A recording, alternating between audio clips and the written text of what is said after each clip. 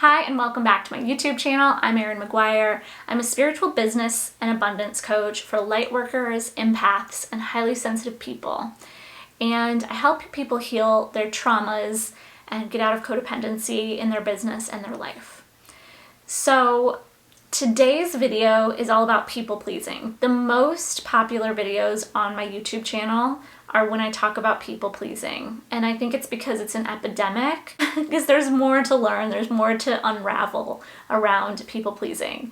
But before I get into the video, don't forget to subscribe to my channel. We deliver videos mostly on a weekly basis.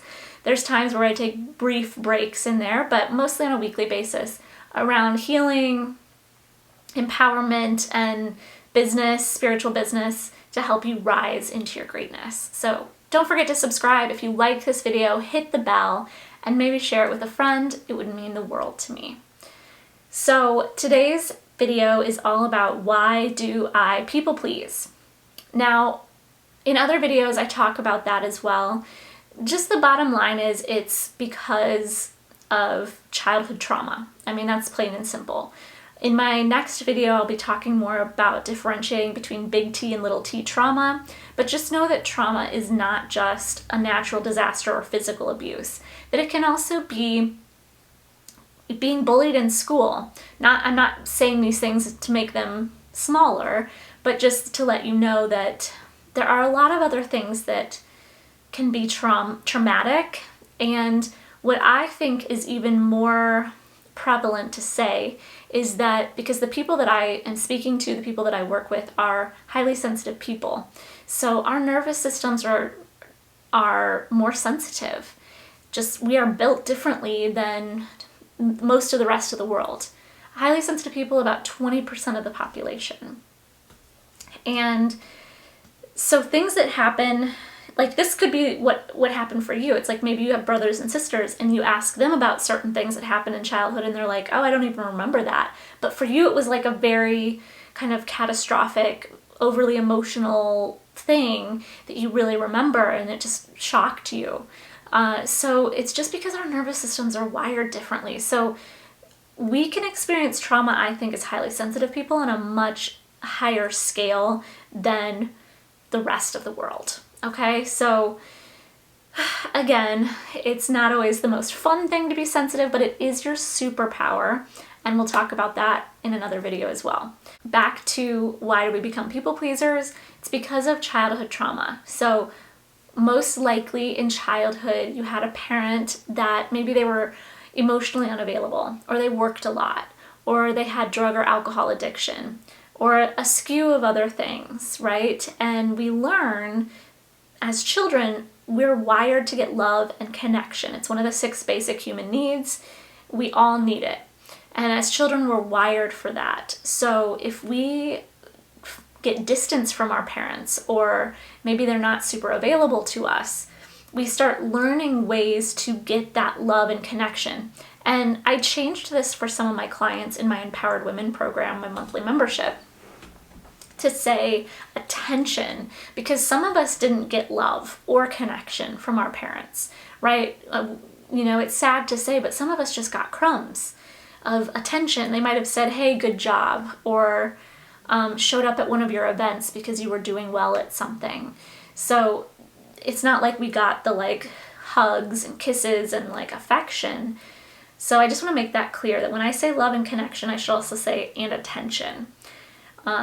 We were maybe seen, right? We talked about this in one of the previous videos, like not being seen or heard, because again, it's something that happens in childhood. It's how we're raised, and it's there or it's not. And so if it's not there, if the love, connection, and attention is not there, then we're going to perform. We're going to try to do things. We're going to try to be helpful to our caretakers, primary caretakers, to get some sort of attention, okay? And so this is what develops and trains us into becoming people pleasers.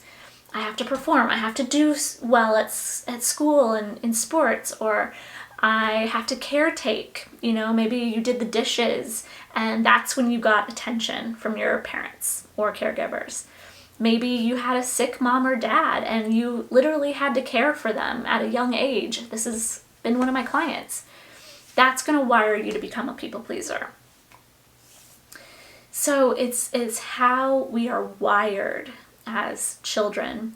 And what people pleasing does is it instills the belief within us, deep, deep, deep within our subconscious, that I'm valued for what I do for others instead of just for being myself.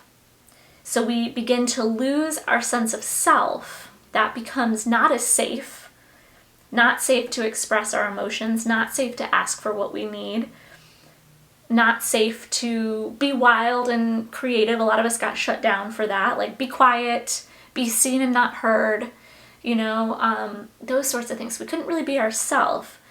But when I was helpful, when I performed well, when I care took or cleaned the house, then I got love, connection, attention.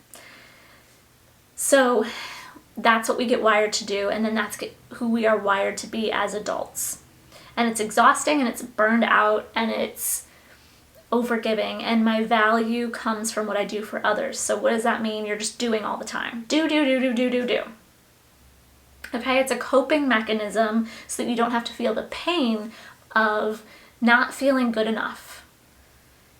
So there was a part of you as a child, because of your experience with your primary caregiver, where you didn't feel good enough so many times that you shut that down. And then there's a protector part of you that comes to the forefront to protect, so that anytime that there's a sense that feeling of not good enough could come to the surface, that you might have to feel that pain, the protector part comes in and it's just like, nope. So it's like, okay, we're going to please this person. We're going to go do this for this. We're going to say yes even when we want to say no. Okay? So I'm going to go into some things that you do as a people pleaser. So why are you a people pleaser? And how do I know if I am one? Okay? First thing is you pretend to agree with everyone. Now, I've already listed some things in this video. This is just a skewed little list here. There's other things that I'm probably going to forget to say, but this is just going to give you just kind of a little broad understanding. Okay, so pretending to agree with everyone. So like laughing, I know I used to do this a lot. Like, I laugh when other people laugh. I still catch myself doing this with my partner. Like, if we're watching a show that I like, that maybe is not his thing, and he laughs, then I laugh too. Because it's like, oh, he's enjoying this, even if I didn't want to laugh. So that's something. But also like agreeing with the people, even when you don't, it's kind of goes against your values or your belief system. Just because we want to like be nice. So as women, I know I know men have this too, but it's a little bit different in how society raises little girls versus little boys, right? So little girls, it's like, just, you gotta be a nice little girl. Just be a nice little girl, be polite, be kind. And Glennon Doyle talks about this too in Untamed, where she said around age 10 is when we start to lose ourselves and kind of become agreeable, likable with the people around us. So it's like, we answer for each other, or we kind of just start to lose ourselves a little bit. Whereas boys don't have that same thing. They're allowed to be more rambunctious, more out there, whereas little girls, it's like you just have to be the nice little girl. And so then we grow up and like people pleasing really plays into that, doesn't it? It's like, well, I can't disagree with what they're saying because then I won't be nice. It's not nice to like speak my opinion. And that's where we really start to disempower ourselves and we start to shut ourselves down. And this is why I truly believe as women, thyroid issues, hormonal issues, autoimmune disorders are like through the roof. Putting down our femininity and our true self in order to be this facade that we learned was safe to be in society, in our family structures, and so on. And it's this nice girl thing. And it's not that we all have to be assholes or rude or, whatever. But being boundaryless and being people pleasers and martyrs and overgivers and everything else, perfectionists, that's all just coping mechanisms from our childhood. And it's like literally draining our batteries and killing us in a lot of ways. So I want you to really sit with everything I'm saying here. Pick out the one that's most prevalent for you and then decide to take action on it and work against your pattern. Okay, I'm going to keep going here. Number 2, you feel responsible for how other people feel. Oh my Lord. This was me to an absolute T. I like to jokingly say I was everybody's emotional support animal. So I was responsible for everybody's feelings. And it looks so nice, doesn't it? It looks so great. You know, that I'm just here to make everybody happy. But it's very exhausting, it's very draining, and it's ultimately very unsuccessful. You cannot change the way other people feel. You can bring joy to the room, but like you're in charge of how you feel. So I have another video if you want to go back on that, and that'll give you some better advice on how to use some different mantras and things to get out of that pattern. Okay, number 3 is you apologize often. I live in the Midwest. I've lived in Los Angeles, and I've spent a lot of time in other countries, and the Midwest has a really hard time with this one. Someone bumped into me on the street, and I apologized for them doing that. I'm like, oh, I'm so sorry. And it was like I had said sorry enough, and it would kind of been in my radar that I was having an issue with this word enough times that at that moment it's like something clicked, and I was like, wait a minute, I'm apologizing for this person running into me? It's basically like apologizing for being alive. I was like, no. We are ending this cycle. A woman came to my Reiki training recently, and there was a woman in there who was apologizing a lot, and she said she had attended this other workshop where that woman had said, instead of saying you're sorry, say I'm sexy. So that's now something I've kind of taken on, and whenever anybody's around me that says they're sorry, I always say, nope, you're sexy, and then I make them say it. So it helps to rewire the brain, like, because sorry is such a disempowering word, and we're not even really sorry. It's like just a thing that we say. So number 4 is you feel burdened by the things you have to do. So if you're a people pleaser, there's a good chance your schedule is filled with activities that you think you're supposed to do. So you're volunteering for all the kids' school things. You are, helping your friends with X, Y, and Z, and you're just kind of like filling your calendar instead of really tuning into what do I really want to be doing with my time and my energy. And then a lot of guilt comes up when you have to like say no to people. So that's number 5. You can't say no. You literally probably feel a lot of guilt saying no. Like, oh my gosh, this is the worst thing, but I should be giving. And here's the thing too, when we start to say no, we talk about this a lot in my Empowered Women membership program. And that is that there's a lot of selfishness that comes up when we start saying no to others and saying yes to ourselves. We think it's selfish because in our society, you're supposed to be a giver. And I'm not asking you to stop giving. I'm asking you to do it from an empowered place versus a disempowered place, such as people pleasing, right? So with an agenda, like you're trying to get something.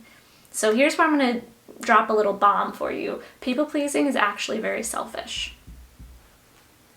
People pleasing is actually very selfish. Why? Because you're trying to get something when you're people pleasing. You're trying to feel needed. You're trying to feel valued. You're trying to get validation. You're trying to get love, connection, and attention. It's selfish. There's an agenda. So really sit with the next time somebody asks you to do something and just say, does this feel in the highest alignment for me? And then you can say to that person, if you have a hard time saying no, I'll give you a really nice, quick, easy thing to say. You can just say, you know what, I need to check my calendar. I've been really busy lately, and I'll get back to you on that. Make sure you get back to them. Don't forget. But give yourself, if you're somebody that gets pit sweat, nerves, craziness, sweating when you think about saying no, then give yourself that pause. If you want to just practice, you can just say, you know what?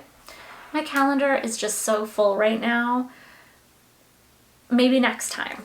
And I've even gotten to the point where I won't even say, reach out to me for a future thing, because I'm like, but I don't really want to do a future thing either. So I just say, you know what, I'm really focused in this place right now, and I just don't have a lot of extra time. But thank you for thinking of me. So it's empowered, it's embodied, it's grounded. Okay? Number 6, you feel uncomfortable if someone is angry at you. Right? So we avoid conflict. We don't want people to be angry at us. People that have strong people-pleasing things, they'll sit and stew over conversations and go over and over and over and over in their head. Like, I should have said this, or, oh my gosh, what if this person thought I said this and meant it negatively, but really I was just asking a question.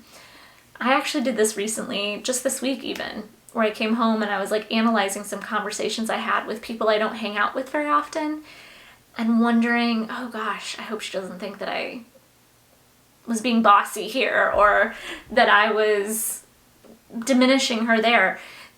So what I told myself in that moment was, you know, she's probably not even thinking about that conversation, so why are you? You know, so we overanalyze, we stew, we worry. It's unnecessary. It's a waste of your time, it's a waste of your energy, and it's just a small part of you coming forward, feeling worried, scared, whatever. So be with that part, love on it, have some talking to it, and move on. I don't know what number we're on because I'm skipping a couple here that are kind of repeated, but you need praise to feel good. So that's that external validation. My value comes from what I do for other people. I need that praise in order to feel good. Okay, like that is gonna have you bending over backwards and doing all kinds of things for people. That is going to exhaust you in the long run.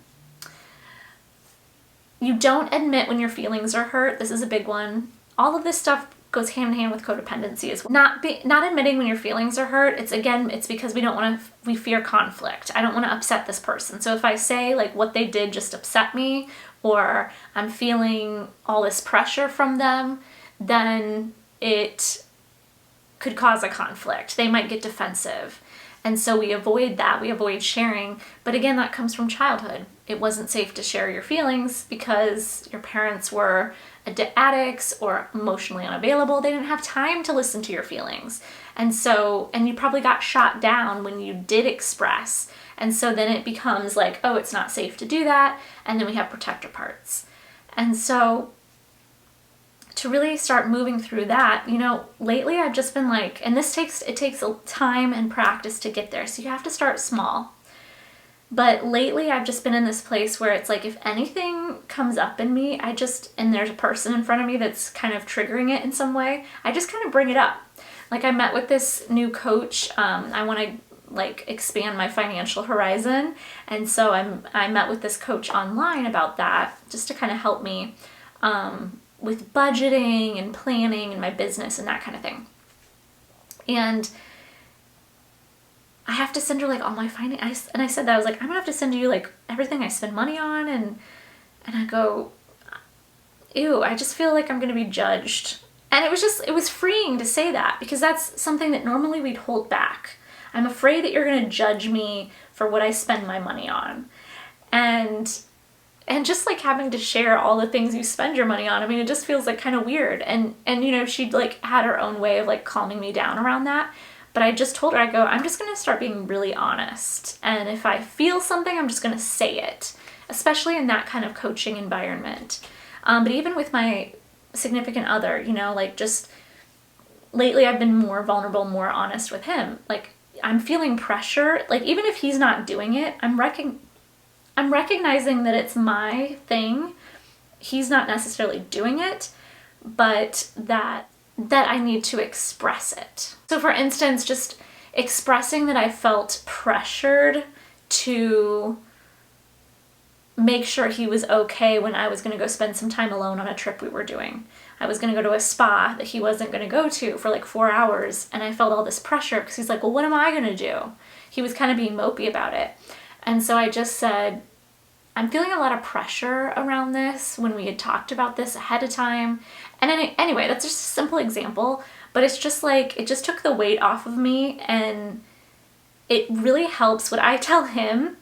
And I can't believe I'm going to admit this out loud, but like what I tell him is like, I have to say these things, otherwise the crazy in my mind just like takes it and runs with it, like makes a huge story about it, you know, like front page paper news, you know, like, and I just have this amazing ability to create these really extensive stories, which is why I want to get into more writing. I think I've trained myself in that way. But do you see what I mean? It's just like taking that pressure off and just sharing how you feel in the moment. So practice that in small ways. So how do we get out of these people-pleasing ways? Let me just repeat these quickly. What you to do with this list is pick the one that stands out the most to you. You can pick your top 3. And then I want you to pick your top 1. What's the biggest, nastiest one you feel like you do?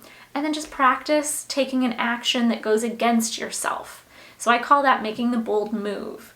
You're doing something that feels really freaking uncomfortable, but is going to help to rewire this pattern that you have going on. Okay, so number 1 is you pretend to agree with everyone.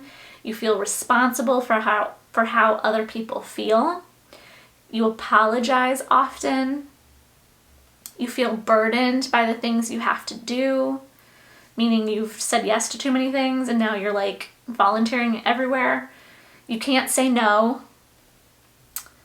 You feel uncomfortable if someone is angry at you. You need praise to feel good. You go to great lengths to avoid conflict. And finally, you don't admit when your feelings are hurt. Okay, so let's just pick one as an example. So for most of us watching that are people pleasers, we don't say no, right? So how do we change that around? What I would do is start making small no's. Okay, so the school board asks me if I can volunteer for the next meeting. You know what? Let me get back to you on that. Let me check my calendar. If I'm a little bit scared, like, on the spot, you know, especially when somebody is in person on the spot, it's just like, oh my goodness, I gotta check my calendar. You know, just something simple to get you out of the situation, and then make sure you respond, right? So just start with really small no's. Maybe your significant other asks you to help him with something, and it's just like, I can't do that today.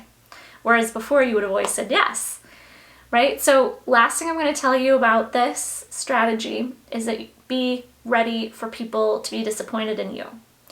But don't backtrack and think that that's, you know, a bad thing. It's actually a sign that you're making progress, okay? So be okay with people being a little disappointed in you. And that is actually, again, a good thing, that you are saying yes to yourself a little bit more and saying no to some of these things that are burning you out, okay? If you want any more information on this, I have a couple great programs. I'll leave links below this video. The first is my $27 Unravel to Rise monthly membership, and that's for people that are just really busy but want a space to be kind of held accountable and have some structure in their healing work. And every month you get a guided meditation from me. It's a super powerful guided meditation, a 30-minute energy activation, and we're clearing beliefs in the subconscious mind through energy work. And then a pretty extensive soul work workbook that you can work on throughout the month. So it's just do it in your own time. The second thing is my Empowered Women Month, that every month we meet live on a Zoom call. You get a group coaching call, a energy healing session with me, and a breath work session. You also get 2 yoga classes, soul work workbooks as well. Okay, so those are 2 ways that I'm here to support you on a monthly basis to keep you kind of held accountable, give you some structure, and really help you on your journey to unraveling things like people-pleasing, perfectionism, childhood traumas, so that you can really be who you are meant to be. Thank you so much for being here. Don't forget to subscribe to this channel, hit the bell if you like this video, and maybe share it with that friend that you know also people pleases. Thank you for being here. We'll see you next time.